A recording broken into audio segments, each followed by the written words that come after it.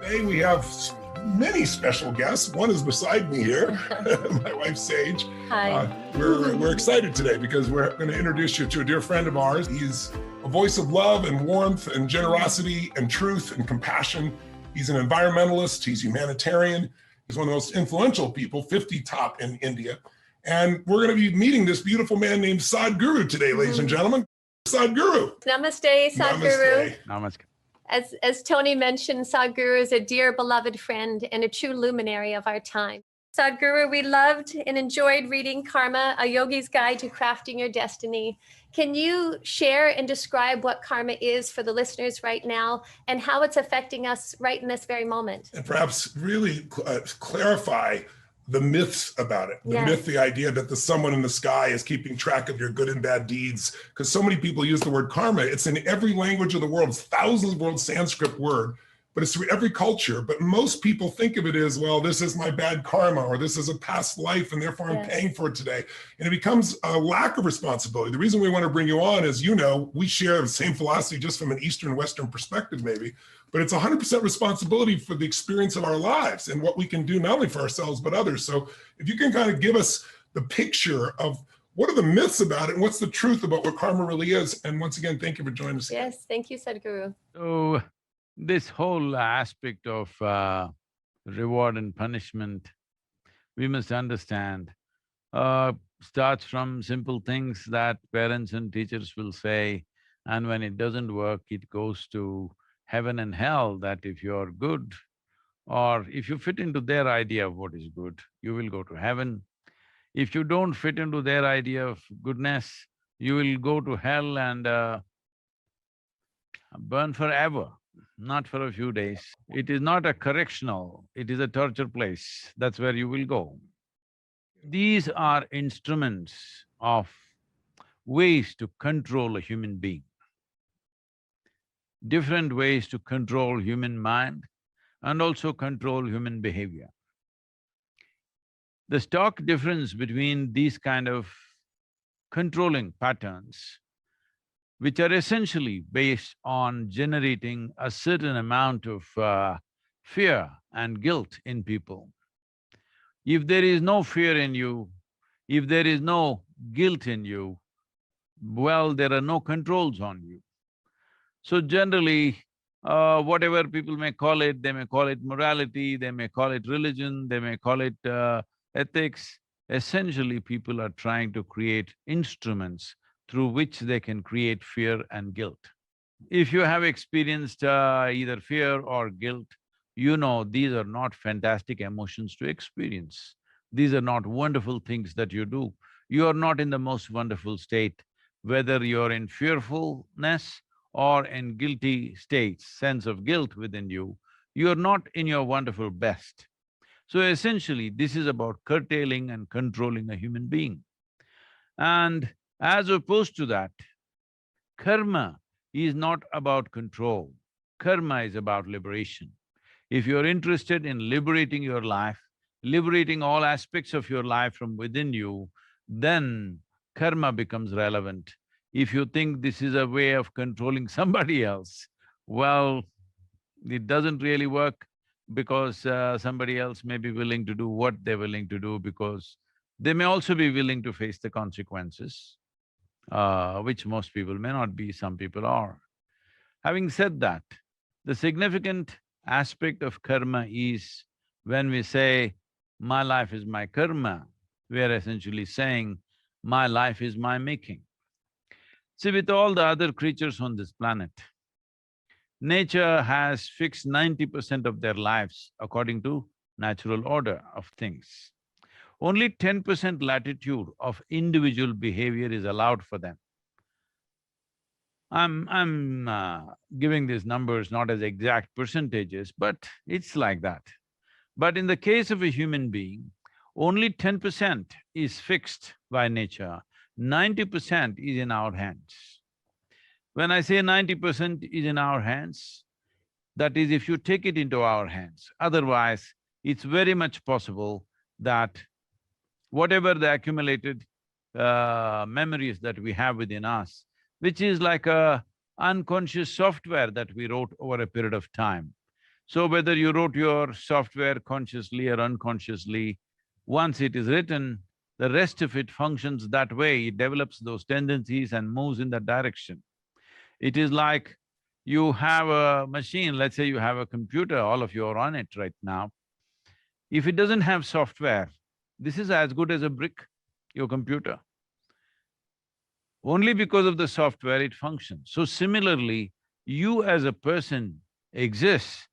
You exist only because there is a certain amount of memory. There is evolutionary memory which tells you you're a human being.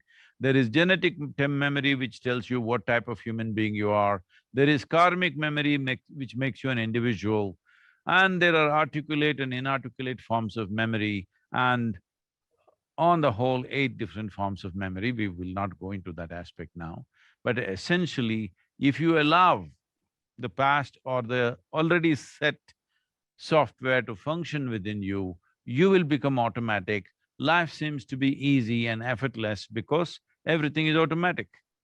It is only when you face new situations, situations that you're not familiar with, situations for which in your memory there are no solutions, that is when people who are entirely on auto drive collapse.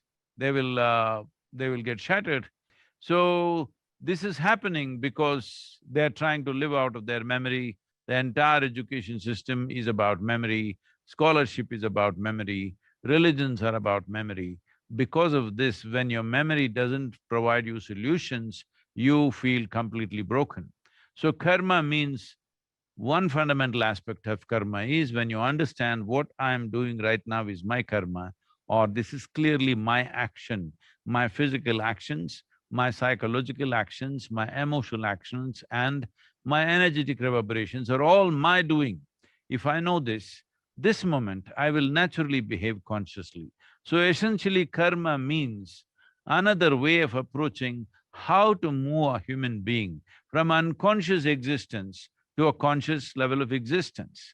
Why this is important is, see, of all the heaps of creatures that are there, millions of species which are here, of all this, we only refer to this human species as a being because this is the only one which has choice of being the way they want to be. All other creatures are compelled by their compulsive, instinctive reactions to life around them. This is the only being who is capable of responding rather than reacting. If you give away this privilege of responding and you're in a state of reaction, whether you like it or you don't like it, slowly animalistic tendencies will manifest in one's life. Right now, if you're driving on the street, if as much as somebody crosses your lane, I see people are growling like wild creatures at each other. But this is happening simply because we have done nothing about moving from unconscious existence to conscious ways of existing within ourselves, and naturally that leads to a conscious response and takes away the reactionary aspect of life. As long as we're in a state of reaction, we are enslaved to something. Only when we have a choice of responding the way we think is appropriate right now to the best of our intelligence, we will start moving towards freedom. Otherwise, compulsive reaction enslaves us to whatever we react to. You know, the karma then is really driven by the blueprint that the human being has developed. And, you know, we both talk about the idea of inner re-engineering what's going on inside. So my question is this: what do you believe are the best ways to wake people up from the habitual, instinctive, or reactive mind and back to consistently staying conscious? Because we all wake up at times, and then often we fall back asleep, so to speak. So what do you think are the best ways to create that kind of an ongoing, consistent, permanent change of awareness as opposed to moment reaction? Well, Tony, mental alertness is for long been misunderstood as consciousness. Mental alertness will empower us to live better in this world, survive better among people. But that's not liberation. That doesn't lead us to any kind of freedom. It just makes us pass this day better than maybe 10 other people who may not be doing it the same way. Is it useful? It is absolutely useful, there is no question. But consciousness is a different aspect. Let me put it this way. See, as we sit here, this is my body, that is your body, distinctly separate. This is not going to be ever confused that this is my body, that is your body, unless sometime later, maybe much later for you, that both of us are buried in adjacent graves.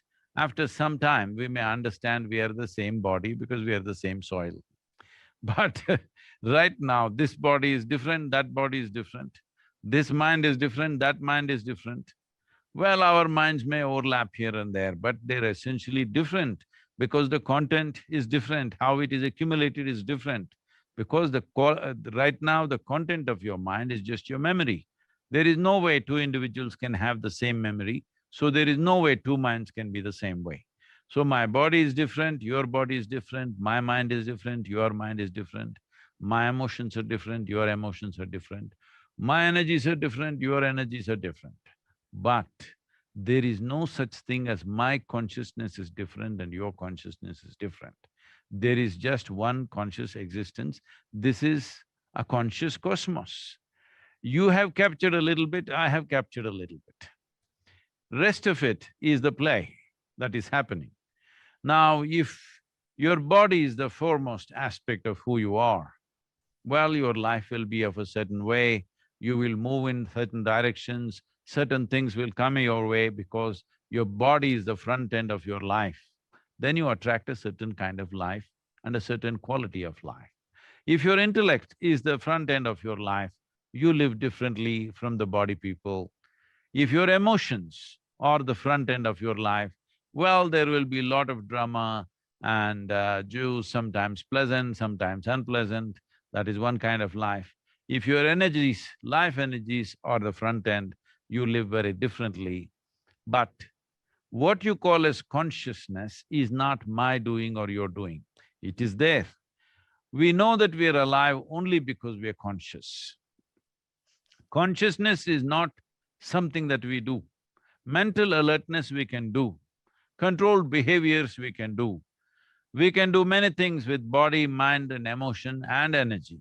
But consciousness is not something that we do because that is the basis of this existence. That is an intelligence which is unsullied by memory. Whatever you put on it, everything works according to its merit, but it has no quality of its own. It is just a fundamental aspect of creation, it is a fundamental aspect of who we are. So in that context, there is no such thing as my consciousness and your consciousness, there is just a cosmic consciousness. Are you a part of it or are you a bubble? It's like you blew a bubble and you think this is my bubble, but when it bursts, you don't say this is my air. So consciousness is just like this, we have captured some, we can enjoy it, we can make it the front end of our life, or it is somewhere far behind. There is nobody who is completely not conscious, everybody is conscious in a different way. This is only about increasing the voltage. Suppose there is a light in the roof and the voltage is low, it only lights up one small circle on the floor. If you increase the voltage, it lights up a bigger circle. If you increase the voltage, it lights up the whole room. Consciousness is just like this. You don't try to be conscious, you just energetically make yourself far more exuberant than the way you are right now. If your energies are raised, yogic practices, when I'm a little apprehensive of using the word yoga in America because it turns out to be so many things which has got nothing to do with yoga. But anyway, yogic practices have specific ways as to how you can make your life energies far more exuberant and vigorous. If this happens, being conscious is a natural consequence. You don't try to be conscious, you increase the voltage of your life, you will naturally be conscious. So anything that increases your joy, your happiness, or your expression and feeling of love then would automatically, by its voltage, increase your consciousness. Is that true? Lot of people struggle to be peaceful, and of course they go through enormous struggles to be loving because they're trying to do it knowing that it's a good thing. If you want sweetness, don't try to squeeze it out of the soil. You need to plant a sugarcane crop, then sweetness will come. But if you're trying to squeeze it out of the soil, you may find something, somewhere a sweet spot, but that is going to be an arduous task. This is the reason why people who are thinking they must be happy, they must be loving, they must be peaceful, they are very super stressed in the world because they're trying to create a consequence. See, you never try to create a fruit. You nurture the root, fruit will happen.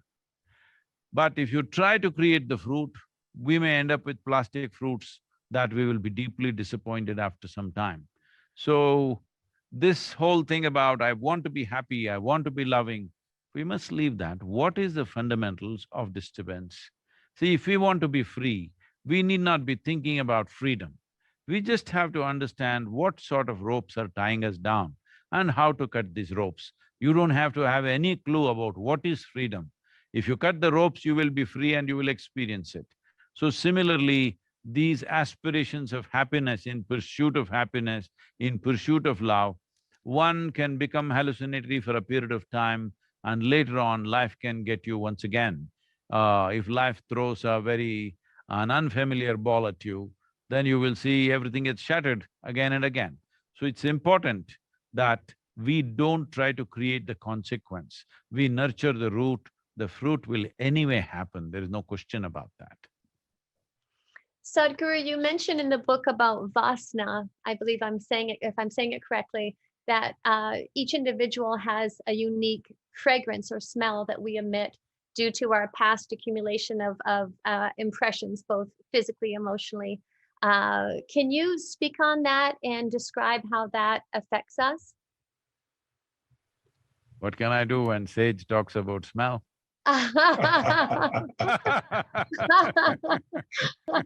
So, what is referred to as vasana is an appropriate description in terms of how it works. That is, if you have a certain type of accumulation, there will be a certain type of vasana. This is not a physical smell, this is not an odor as you know it, but it will create a certain amount of energy, certain kind of tendencies which will make you lean in a certain way, which will in turn make certain aspects of life come towards you and you move in certain directions. This is happening because probably in today's world it's better I say, because you have a certain software, that is how you function. That is the leaning that you have. So, if you have written your software unconsciously at one time, is it possible to rewrite your software consciously now? Definitely it is possible. The question is, are you willing to keep the old software aside and rewrite it, or do you want to overwrite it with corrections and corrections? Well, both are possible, but if you're willing to rewrite, then it is possible. It doesn't matter what your karmas have been till this moment, but from the next moment, life can be entirely different. There is today substantial scientific evidence. We always know this by experience. For example, I've been working in southern Indian prisons and also a few prisons in United States. This program is referred to as enough freedom for imprison. These are all people who have criminal background. Generally, because I worked with long-term prisoners, they've all come either for murder or more. So if you look at their history sheets, they've done terrible things. Many of them are there for life. Some of them that I worked with were on death rows. So when you meet these people, well, those people who met them in the wrong situations, unfortunately, probably they lost their lives or something terrible was done to them, all those things happen.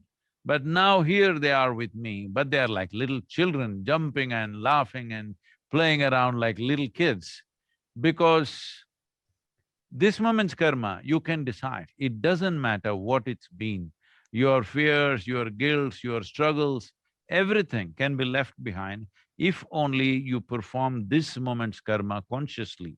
So whatever the vasana, whatever the natural tendencies that you have, or let me take away the word natural because it's not created by nature, it is self-scripted. But maybe you're writing in your sleep, so you do not understand that you wrote it. So if we look at this thing from morning to evening, let's say from the moment you woke up till this moment, your physical karma, your mental karma, emotional and energetic activity that's happening in these few hours of wakefulness, how much of it happened consciously if you look at it? For almost all human beings, it is less than 1%, way below 1%. If we want to experiment with this, you take a bicycle, please don't drive a car like this. Take a bicycle, ride for 10 minutes, but 9 minutes your eyes are closed. Well, you know where we can pick you up, all right? This is all that's happening because a large part of the karma is being created unconsciously. Now, life and its consequences are looking accidental. If you became unconscious when you're driving, definitely accidental events will happen.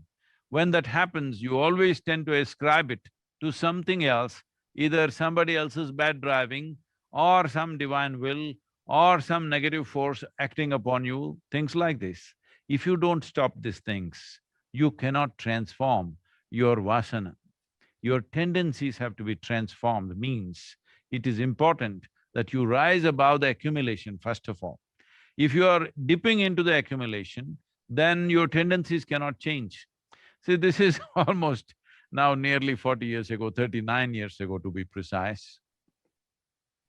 One day I'm just sitting there and I just burst into ecstasy for no reason.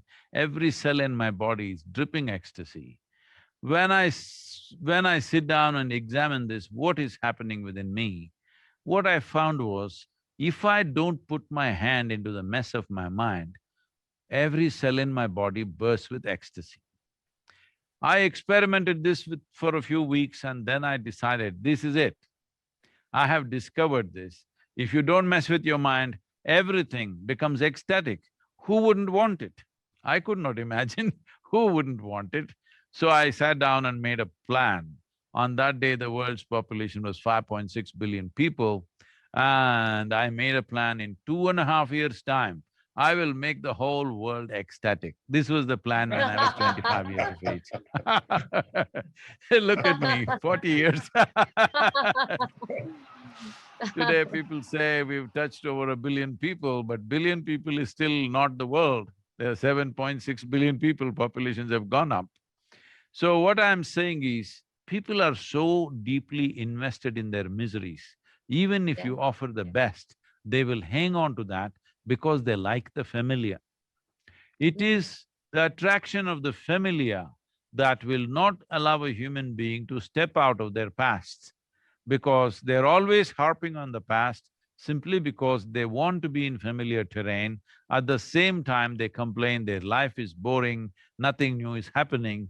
It is like a person who ties his boat to the pier and then starts rowing.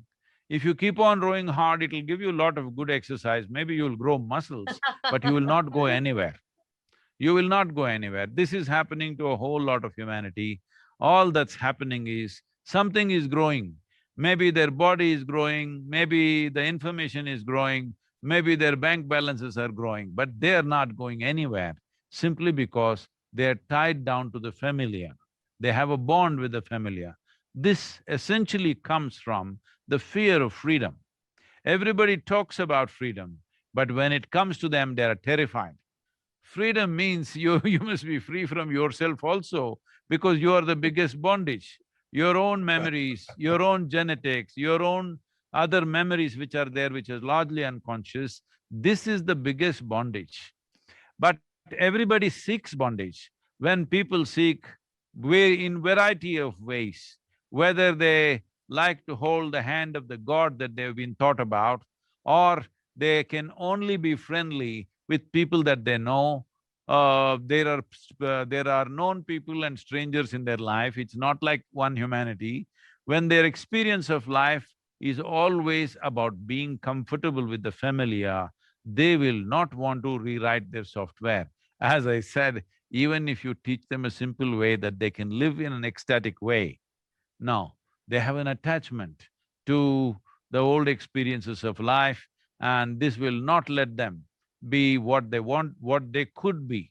They cannot explore the full potential of their life simply because their attachment to the past is such. This attachment to the past is essentially coming from the fear of freedom. Everybody thinks bondage causes suffering. No, human suffering is essentially because of the freedom that nature has offered to us. That if a dog or a cat or a tiger or a lion, if you take any of the animals, they have no freedom of how to be. It has been determined by nature. Little bit of latitude is there for them. But for a human being, there is a total freedom. You can be whichever way you want. This moment you can be a wonderful human being, next moment you can be a horrendous human being, next moment you can be godlike, next moment you can be the very devil, you can be whatever in a given moment. From a little child, let's say when you were 5, 6 years of age, how joyful, exuberant and alive you were, and how alive and joyful you are today. It has largely gone down for people. This means they are practicing suicide in installments. Because today everything is done in installments. You want to buy a house, it's in installments. You want to buy an automobile, it's in installments. Even if you want to get married, it happens in installments. So naturally, this also happens in installments, that people die in installments, that slowly they're killing themselves. Killing themselves means just this: the more and more they become hesitant to leave the memory and step into the new moment, the less and less alive they become. Or, see, what is life and what is death are two faces of the same coin. We can say right now, I am living. Or we can say right now I am dying. One day the process will be complete. Both are same thing said in two different ways. So, it is the same coin flipping this way and that way. So either you can be living, or you can feel the power of life within you, or you can feel the power of death within you every moment of your life. So when fear, anxiety, this and that takes over, you're feeling the power of death. When love, joy, exuberance takes over, you're feeling the power of life. Now the question is just this: which one do we need to invest in? It's not about right and wrong. See, with death, the very nature of death is such, death has never happened inefficiently to anybody. When death happened, it happened absolutely total. Nobody died half. But life, whichever way you live your life, there is still room for improvement. You can do it whichever way you want, still you can make it better, you can live it better, you can experience it better. Because of this possibility and because of this sense of limitless possibility of life, that you can make it not little more better, you can endlessly push the boundaries of life. Because of that, your attention and involvement needs to be with life. Death, you don't have to worry, you will do it very efficiently, believe me. With COVID, so many people in the world found themselves trapped in their memories, trapped in how they think things should be, trapped in their old blueprint. And there was tremendous suffering that was brought to that. And I've always said that when the external circumstances change, sometimes people are awoken because they suffer so much. The old plan does not give them comfort. It's not something they can return to because the life conditions have changed. So if someone wants to consciously create their own destiny, if they want to cut the bonds of those ropes that are self-imposed, what actions could they take right now to break from the old version of karma that's coming from their old blueprint, their old way of being, of coming up with meaning and emotion, and creating a new destiny more consciously? See, everything that happens within us in the form of psychological manifestations, or on a certain level, just our imagination. This imagination may be so powerful that it also affects the body seriously. Well, in yoga, there is one classic example that is always used, that is, if you're sitting somewhere and if I take a rope and throw it at you and say snake, well, it is just a rope, but you will go through everything that a snake would have caused in terms of heightened palpitations, your experience, your fear, the terror, everything happened to you, but it was just a rope. So the experience of life is entirely manufactured within you.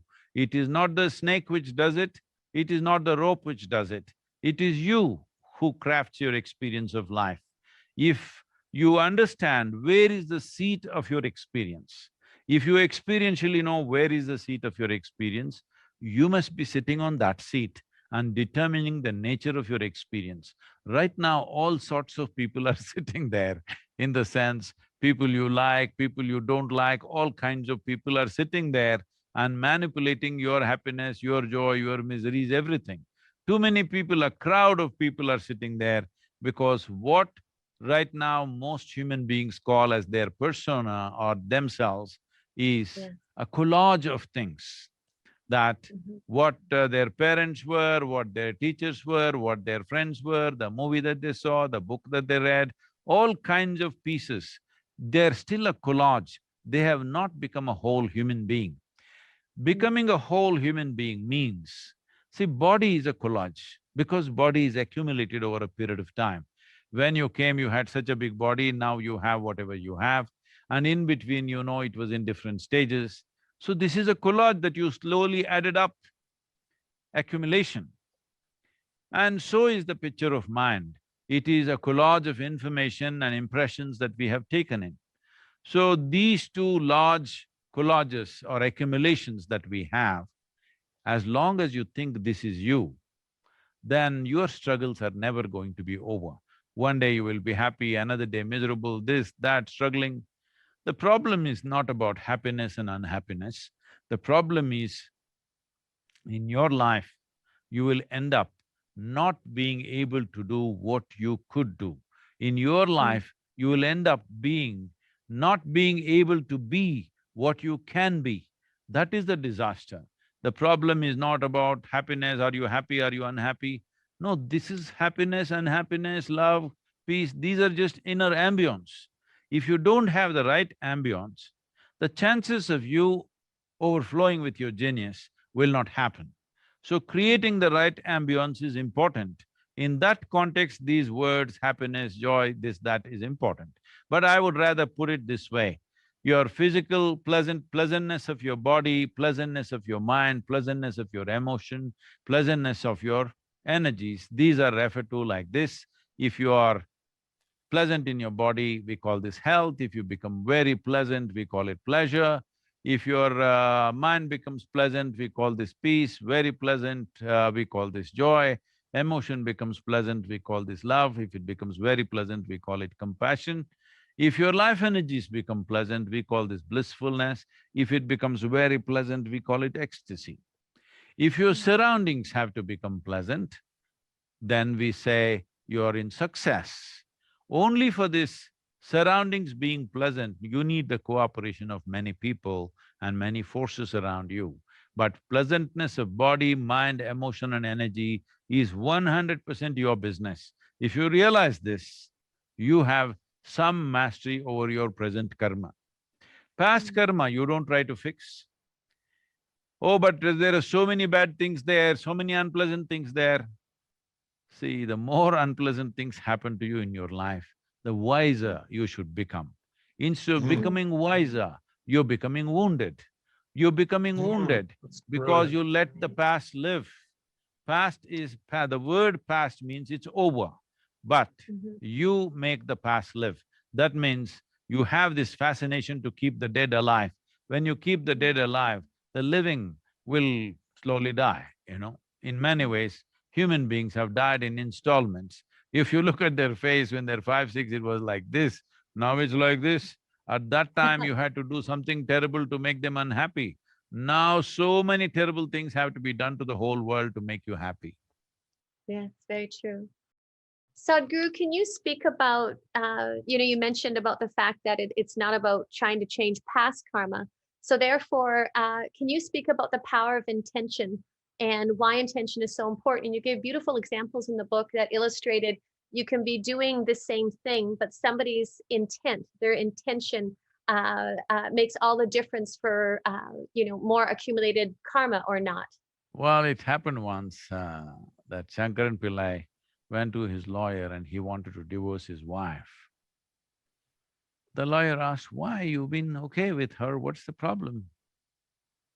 Shankaran Pillai said, her table manners are so bad, her table etiquette. is so terrible, I can't live with her anymore. But the lawyer asked, you've been married for 18 years. Only now you realized her table etiquette is bad? He said, well, only yesterday afternoon, I happened to pick up a book on table etiquette. As I read it, I realized her table etiquette is terrible, so I want to divorce her.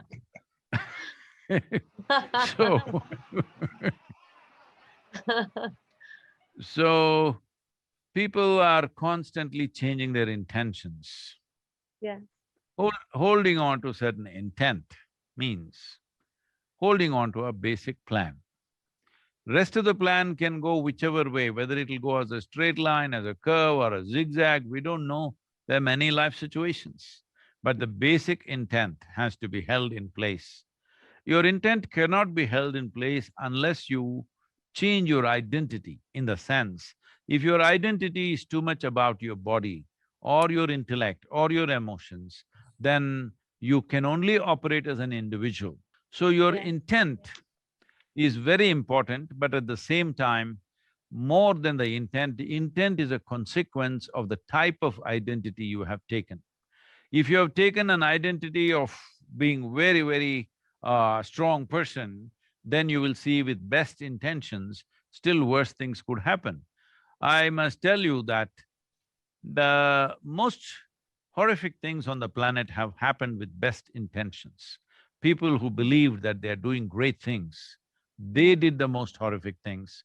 People who even today believe they are doing God's work, they do the most terrible things in the world right now, because intention without fixing the identity could become very powerful weapon. The most important thing is to fix the identity. How small is your identity or how large is your identity will determine even what your intent is. Your ability to develop an intent, what sort of intent you have. Please understand this. Somebody who is committing a crime, he also has a strong intent. Somebody who is doing something else, many nations, businesses, various kingdoms in the past, they all believed they had a good intent of conquering the world. And you know the consequences of those intents, all right? We have suffered imperialism, maybe not so much here, you have also suffered to some extent, but in other parts of the world, in Africa, Asia, we know the fruits of imperialism, what we have gone through because of that. But in their minds, their intent was a powerful, wonderful intent of their idea of a one world, okay? So it's very important that we first fix the identity. If you fix the identity as not a limited identity but as a cosmic identity, then intentions will naturally flow. See, whatever you identified with that you always have the best intentions. You don't have to culture those intentions. You have a little baby, now you don't have to think, I will do only good things to this child. It's rubbish, you don't even need a thought like that. Because you see it as yours, naturally, all the intention is there. You just have to see the world as yours. You have to see this universe as yours, and it is yours. And what is your identity and how did it evolve? It might be nice for people to hear a little bit of the story of your background for a moment to create a context. And what does the name Sadhguru mean so that people understand the difference in the way that you have come upon this as opposed to a traditional education? Well, there are various types of gurus, and today in America, you know, there are management gurus, there are what? The marketing gurus and various other kinds of gurus. So even among the spiritual traditions, there have been various types of gurus. There are very scholarly gurus, there are gurus who are teaching only devotion, there are a variety of people. Well, if you want to learn scriptures, you go to one kind of person. If you want to understand the traditions, you go to another kind of person. If you want to learn the rituals, you go to another kind of person. But in that sense, I'm I'm an uneducated guru because I have no scripture, I have never bothered to approach them. I have no tradition, I have not been taught by anybody anything. Maybe I was too too pig-headed to learn anything from anybody. And You enjoyed freedom, it that's all for sure. Yes, so I only trusted my own experience, so I invested Yes. myself only in looking at what's happening within me endlessly. From that, when I came out with a certain experience and a certain sense of uh, for lack of words, I'm saying a downloaded wisdom. Suddenly, I was a different human being altogether, none of the past remained. And because of that, people started referring to me as Sadhguru because the word Sad means from within. A guru who comes from within. That means he knows no scriptures, no traditions, no rituals. He knows only one thing. I know this piece of life from its origin to its ultimate. Fortunately, every other piece of life is made exactly the way this one is made. Because of that, it looks like I know everybody and everything. Well, I love your sense of freedom in every sense, including your motorcycle. So you live life on your terms, which is a beautiful thing and quite beautiful. spontaneously. Yeah. Sadhguru, you mentioned in the book that there's two ways to liberate karma. One is obviously to act awarely or with awareness. And the second is to act without abandon, like to act completely spontaneously in the moment. Passion. And how does one who's been so habituated start that path of awareness? Because it takes not effort, but I guess is this the sadhanas that are the tools that are the keys that open that path for awareness to come at a deeper level for those who are longing for this? See, essentially these two paths that you're mentioning now, awareness and abandon, traditionally is called as prajna and samadhi. Prajna is the path of awareness, samadhi is the path of abandon. So when we say awareness is a step-by-step work, it's an arduous amount of work, it's a laborious process of constantly trying to fix every aspect of your life. It will drive you to a point of distraction and frustration where you will come to abandon. Yes, yes. That is, if you pursue hard enough, if you pursue full time. See, this happened in Gautama's life. I'm talking about Gautama because 2 days ago is Buddha Purnami. It is the day, it is a full moon night when he got enlightened. Yes. So it happened one day, early morning, one man came into his congregation and this is a man who is a great devotee, well-known devotee. He not only went to temples, he built many temples. But slowly there is a little bit of doubt. See, if most people are using devotion and their belief in God as it's convenient for them, only when for most people, God is like insurance, they do everything. Just in case if it fails, I have also paid my premium. That is the kind of approach they have. There are extremely small number of people who trust God with their money, with their family, with their profession and leave it in His hands and do whatever you want to do. There are extremely few people like that.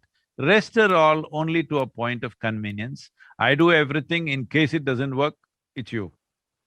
If it works, of course it's me, So God is a kind of insurance to fall back on when things don't work. So this would come face to face with you only if you invest your life fully. So this is a full-time devotee. Yes. He only does uttering God's name, his God is Rama. So he sit down Rama, stand up Rama, if he wants to address you Rama, if he wants to call you Rama, if he wants you to go Rama, everything is Ram. Apart from that, he will not say anything. So full-time devotee. As he ages, a question has come in his mind. Suppose there is no God, my whole life will be wasted. See, you are smart, all of you, you're very smart, You invest in God only one day in a week or maybe once, I don't know, in Thanksgiving Day or something like that. This is a smart investment, you know. It's good. But this man invested his entire life into it, and now suppose it is not there, what will happen? Whole life will go waste. And there's a whole lot of people who are saying there is no God and this and that. They are not suffering, they are also seem to be having a good time, actually better time than me, so little doubt. So early morning he came when it is still shadows, he stood in a corner in the shadows and asked Gautama, is there God? Gautama looked at the man, oh you. He gave a clear, emphatic answer, no God, there is no God. This whole congregation of monks who were sitting there, one big relief, woof, because in their mind also daily the same struggle, is there God, is there no God, is there God, See, these struggles will come to you only if you invest everything that you have in it, then you will worry. Is it true or is it not true? Right now, you have found a convenience, 5 minutes a day, your prayer, and after that he doesn't exist, it's just you and your own things, all right? This is a smart way of doing it, but he is fully invested, so doubts have come. Then in the evening, then all these monks, big celebration started because Gautama, the enlightened being, has declared there is no God. Look at the relief. Nobody sitting up there, keeping accounts of what you're doing, waiting to burn you in heaven, or waiting to burn you in hell and give your enemies some rewards in heaven, all these complications. Nobody. Your life is entirely yours. Look at the freedom of that. So there was one big relief and celebration going on. In the evening, another man came. India is one country which has cultivated and encouraged both. This man is a Charvaka. Charvaka means he's an out-and-out materialist. He doesn't believe anything other than what he sees. So he comes, all his life he's gone about proving to people how there is no God. Even if you are a big believer, if you talk to him for 10 minutes, he will get you out of your belief and at least make you doubt whether there is God or not. So he's proved to thousands of people there is no God. Now age is passing away, little doubt has come, suppose there is God. When I go there, will he leave me alone? People also say he has all kinds of torture equipment up there, and will he leave me alone? So he wants to confirm, he knows there is no God, but he just wants to confirm there's an enlightened being here. So he came in the evening and asked the same question, is there God? Gautama looked at the man and said, yes, there is God. All the people got terribly confused. Morning you say no God, evening you say there is God. What is this game? The game is just this, whether you say there is God or whether you say there is no God, both are concoctions of your mind. Yeah. The fact of the matter is, you do not even know a minuscule part of the creation. How the hell do you know what is the source of creation, where it is, how it is, its characteristics, and how many children they have and whatever?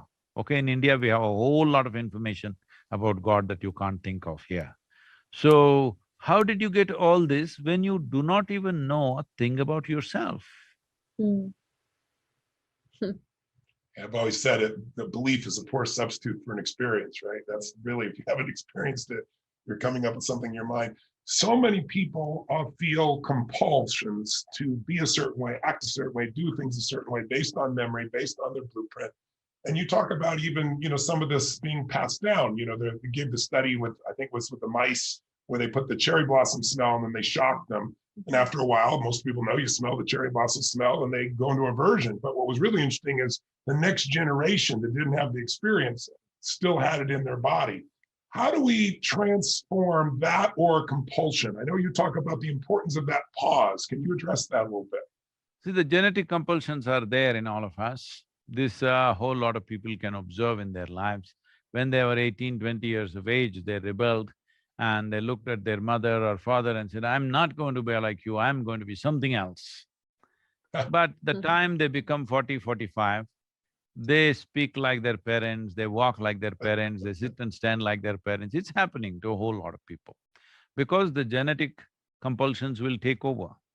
This is why making a little bit of distance between you and your bag of karma is very needed. When I say you and your bag of karma, see, karma is a very good thing. Without it, you won't exist. Without karma, without all this memory, you can't be in existence. Your individual existence is only because of the memory that you carry, either in a conscious or unconscious form. Because there is memory, you are a human being. Because there is memory, you are a man or a woman. Because there is memory, you are so many things that you are in your life. If there is no memory, none of these things would exist. So karma should not be understood as a burden. It is from the past. Generally, if you observe the existence, if you observe the nature, see, let us say, I'll take a cruel example because this is not a good time to choose this example, but I'm choosing this. Or let me take a… why am I walking into trouble all the time? I have this propensity of taking the most extreme example.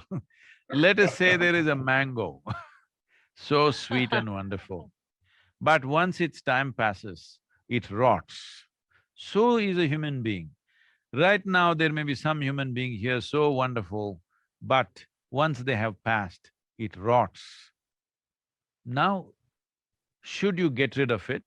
No, you should allow it to rot, because the rotting process is about converting filth into manure. Manure, if properly used, will become flower, fragrance and fruit. Will you transform this manure of the past? Will you transform your karma into manure and in turn flower, fragrance and fruit? Or will you carry the filth on your face that this is my past, so I'll carry it on my face? This is the choice that everybody has. Whatever is there within us, not all of it is ours. There are generations of people who have contributed to who we are right now. Now, they did right, they did wrong, it doesn't matter. How will you use it right now? This freedom you have. You cannot change the past, because that is why it is past and you cannot change it because it is not here. If you want to change something, it must be here. It is not here, so how can you change it? Past cannot be fixed. Present can only be experienced. Future can be crafted. For this to happen, you need a little distance from what is you and what is your karma. So where is your karma? How are you carrying your karma? Well, this body is the bag which is carrying this karma in the form of memory, evolutionary memory, genetic memory, every kind of memory, everything is in this body. If you just learn to live here with a little space between you and your body, you will see karma is not at all a problem. Karma is a great wealth. If you know how to put your hand into the bag and pick up what you want from this is wealth.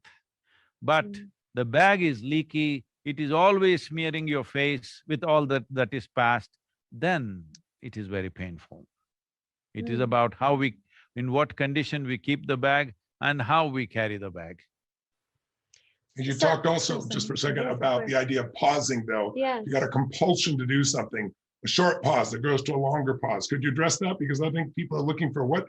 if karma is action, and that's the little definition, what can I do right now to shift that karma by breaking from that past, by taking that pause? How do you coach people to do that? So the simple thing is this: identify what are all the survival instincts within us and which play up anyway. Now, I feel hunger, I must eat. The need for food, sleep, sexuality, and various other things that people may gather, essentially these three are survival instincts. Survival of the individual, survival of the species, that is, these are the instincts which drive that. All these instincts of survival, if you just conduct it little consciously, to give that time for consciousness, to act consciously, whatever it is, any of these requirements of the body, if you just wait for 2 minutes. You want to eat right now, very hungry, just look at your food, maybe close your eyes, don't find distractions of prayer and something else, that is not going to help. just, you know food is here, you appreciate it's here, but you just wait for a minute or two, you will see your instincts will lose power over you. You can manage your instincts consciously. This must happen. Otherwise, if we instinctively react to everything, we will go back in evolutionary scale and become like every other creature, because all of them live by their biological instincts. If we also live like that, maybe there is a sense of power to that, but it is a limited manifestation. The whole evolutionary process was about moving you from the limited manifestation of being some creature to a conscious being. This is what the evolutionary process is about. Now that we are there as human beings, falling back may look attractive for those who do not know how to handle their own cerebral activity. Right now, one thing, only one thing that human beings are suffering is their own cerebral activity. If they had the brain of an earthworm, they would be quite happy, I believe. And that 2 minutes can turn into 20 minutes or 2 hours or 2 days of fasting. And then you are now in charge. You are creating the karma as opposed to just responding to history, memory, and instinct. And habit. You also mentioned, Sadhguru, just as a practice, is to just simply look around, look around without an outcome, without looking for a meaning or looking for God or looking for something, just simply experience and be with life and notice. Can you expand on that for those that are home and want to implement some of these practices? Obviously, you go into the sadhanas and the keys and the karmic yogi that's, a part of this process, but can you just share about that practice of just seeing and looking? See, it is in the nature of other creatures. For example, if you leave a dog outside, he is always looking. He is looking for something, all right? He's not simply looking. He's not ever looking to enjoy the scenery. He's looking for something. What is that something? That something is his instinct for survival, self-sustenance. He's always looking out for that. So once we become human beings, we must learn to look without looking for something. Otherwise, you will never ever be a genuine seeker. People say, I'm a seeker. What are you seeking? I'm seeking God. So if you already know what you're seeking, how is it a seeking, I'm asking? You already made up something and then you say, I'm seeking. Seeking means, first and foremost thing is you realize, I do not know. Once you realize, I do not know, it is natural for human intelligence to seek. You don't have to brand yourself, I'm a seeker. If you genuinely realize and acknowledge you don't know a damn thing about life, which is a fact, in this vast cosmos, in this tiny little mud ball which is spinning around as planet Earth, we are all sitting here and talking all this stuff. Well, we definitely do not know where it begins, where it ends. We're just enjoying the privilege of our individual nature which has been given to us. We didn't make it. When we were monkeys, we did not decide, let's become humans. There was no such intent. It is just because of the nurture of life, we became like this. Now we are capable of being conscious. Will we exercise that or not is also left in our hands. For all the other creatures, the qualities that they possess, they will get to exercise, simply because it's not by their intent, but by their instinct. Because instincts have been lowered within us and we are given the freedom to choose. Now human beings are struggling with every little thing. So this process of how to look, to simply look, because looking means simply looking. When you simply look, you will see what is there. If you're looking for something, because seeing is not just photography. Seeing is the visual apparatus are very complicated.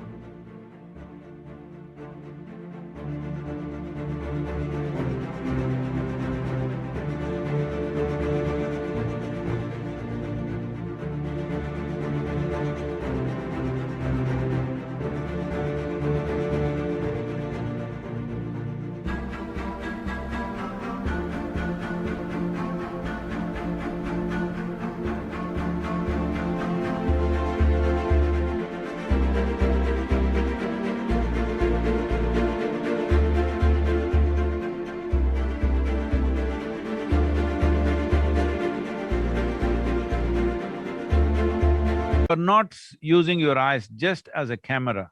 There is a whole process happening in the brain. Depending upon what type of memories, what type of intentions you have, accordingly you see things. Two human beings see the same things and one person thinks it's fantastic, another person thinks it's horrible. Always it is happening between generations of people, it's happening between neighbors, it's happening between two different religions and races, it's happening two different nationalities, it's happening. What one group of people think is fantastic, another group of people think is horrible. So this is simply because of the type of intent we have, which in turn depends on the type of identities we have. So looking means simply looking, not through the kaleidoscope of my karma. If you look at life through the prism of your karma, it gets all distorted. Each one of us will see it in our own way. Nobody will see it the way it is. The most important aspect of life is to see it the way it is. People keep asking me, Sadhguru, what does the word mystic mean? This happened some time ago. Normally, except for these three books which have come out in the last 3 to 4 years, the Inner Engineering, the Death book and the Karma book, upon which I have sat down and worked. All the other books are just compilations of my talks. I've never really looked at them, I never worked on them. What I've spoken, they just printed it as it is, raw, in spoken language.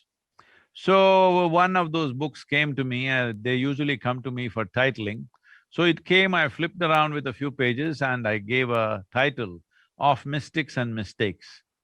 Then our publication department said, Sadhguru, this is too much in the face, can you give a milder title? I said, no, this is a good title because there are only two kinds of people, mystics and mistakes. Those who are making a mistake about their perception, because they're always looking at everything through their limited identifications, intentions and karmic substances, they are looking through multiple prisms and seeing something of their own. If you remove all the prisms and look at everything just the way it is, unfortunately, you get labeled as a mystic. So much suffering is happening in the world, and you and I both know there's a big difference between pain and suffering. I think you talk about misery is not just what's happening in the physical body or what's happening in your life, it's what you do with it. We've always said that, suffering is not in the fact, it's in your perception of the fact. But what can people do to shift that perception from suffering to just simply what it is, the pain of the moment? And would you share, because we talk about identity, I loved your story of the crippled fox and the generous lion and the particular identity of shaping how that person acts, behaves, and sometimes creates pain for themselves. So could you address those two? Not sometimes, Tony, all the time. A whole lot of people are doing it. So earlier we were talking about identity that's related to this. If you want to keep your karma aside and sit here free, and also related to the question that Sage asked about looking, if you want to look at something simply the way it is, not through the prism of your accumulations, then you must be able to keep it aside. As I was saying, it is all in your body. You need to create a little distance between you and your body to the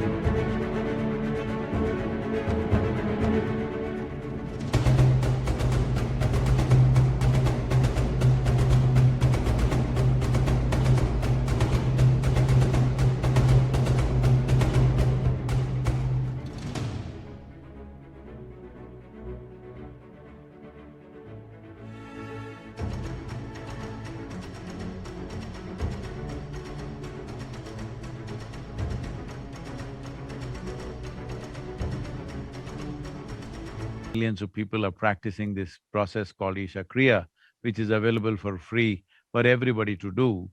Probably hundreds of millions of people are today practicing that practice across the world, because once you create a little distance between you and your body, You have a distance between you and your karma, between you and your memory, between you and all the accumulations that you hold.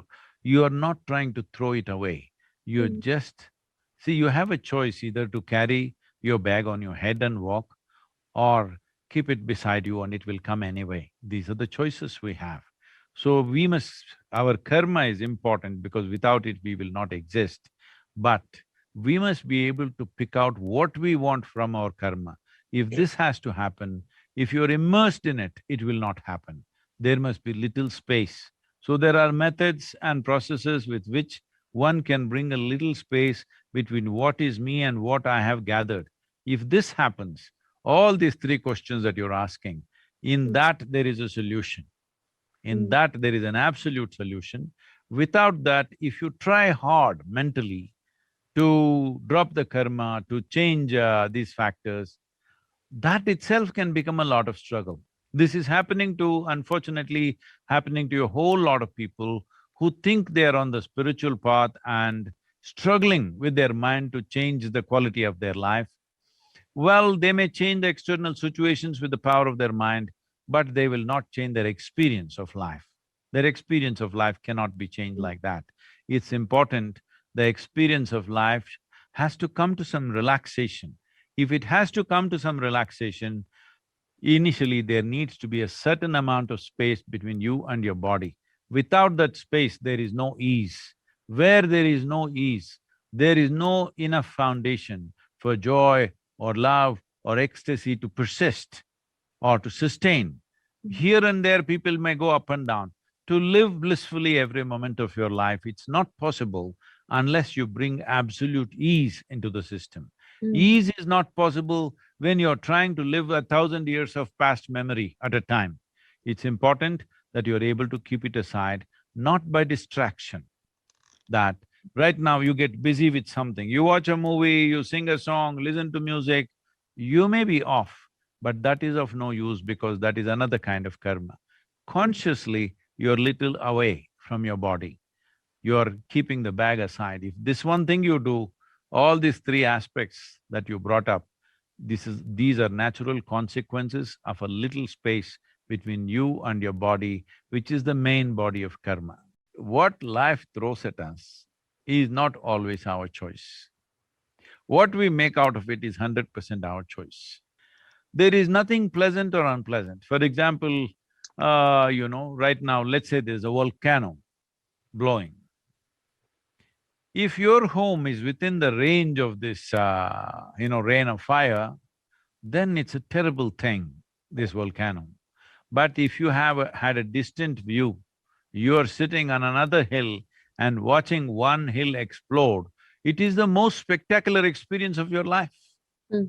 So is volcano good or bad? It's not for you to decide. Just don't be in its range, that's all.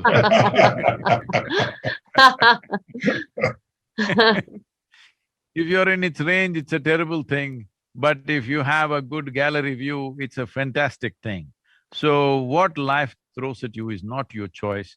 What you make out of it is 100% yours.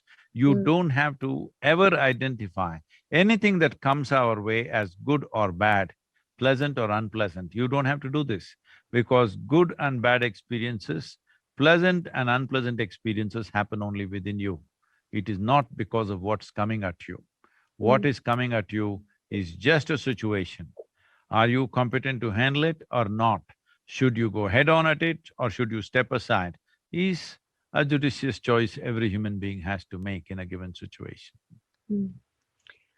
I loved, Sadhguru, the notion of, in America or in the West anyways, so many people are seeking happiness. They're searching after happiness. They're trying to find happiness. And I loved the awareness and the notion of, rather than seeking it, embody it, embody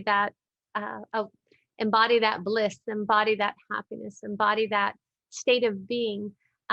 You also shared how, as human beings, we've forgotten the significance and the beauty of what it means to be human.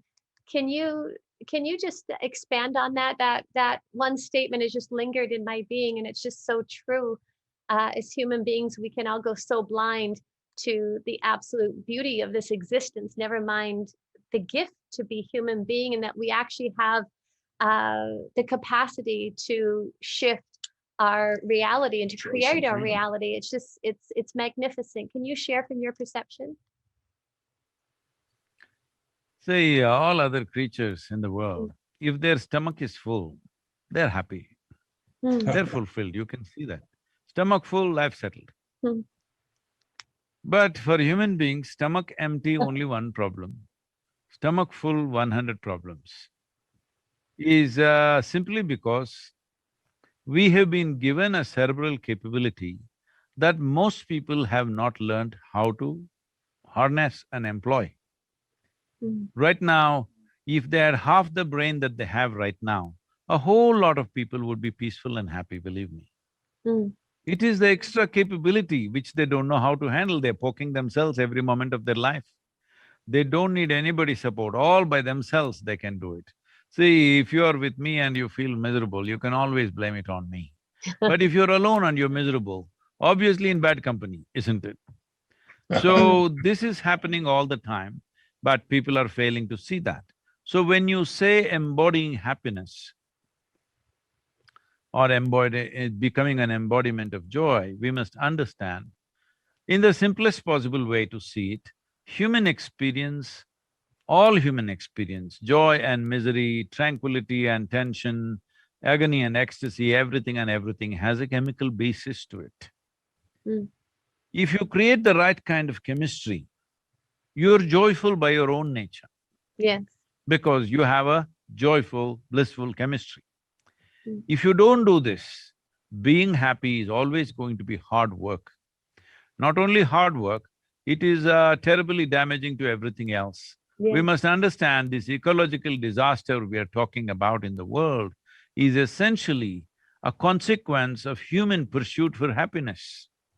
It is like this, you went to an apple tree, you wanted to eat the fruit, but you are a potato farmer. So you started digging up the roots, trying to find apples there. Well, maybe you will destroy the tree, but you will not find apples. If you just look up, apples are right there hanging, but your vision is elsewhere. This is the only problem.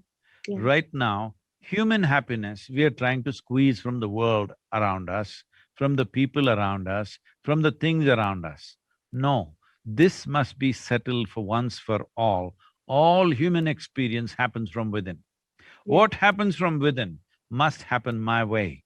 It should not happen anybody else's way. What happens around me? So many people are involved, my way is a little bit, your way is a little bit, somebody else. You know, there are too many forces on the surroundings. But within myself, what happens must happen my way. Tell me, if your within or your insides happen just the way you want, would you choose joy or misery? Would you choose bliss or, suffering? What would you choose? Definitely you would choose highest levels of pleasantness for yourself. Sometimes what you want for your neighbor may be debatable, but what you want for yourself is highest level of pleasantness. So why such a simple thing is not happening? Simply because we have lost this distinction as to what is psychological and what is existential. We are misunderstanding our psychological process.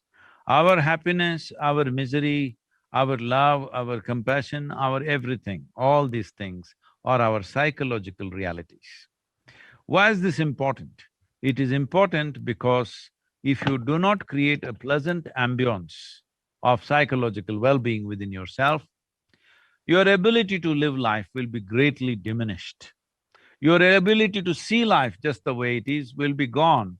It will be clouded with a cataract that you cannot remove. So it's important that your experience of life is pleasant. Joy is not the ultimate goal. Joy is an ambience that you need to live a fruitful life. Without this ambience, living itself becomes an impediment. You yourself become a terrible impediment or a big issue. When you are a big issue, how will you address any issues in the world? If you really want to handle the issues in the world, one important thing is, you are not the issue. There are many problems in the world, but you should not be the problem in your life. If this one problem, if you remove, that you are not the problem, you will see the rest of the problems, we'll handle it to the best of our capabilities, and that's all there is. Sadhguru, we always enjoy the time with you so much. You bring so much spiritual nourishment, so much awakening. We really are so grateful to you, both to have you as a friend and to share you with our audience. So thank you for joining us again today. We appreciate it immensely. Thank you, Tony and Sage, wonderful. It's been Thank you, wonderful seeing you in the Sadhguru. last weeks. Thank you. Yes, all the best for you.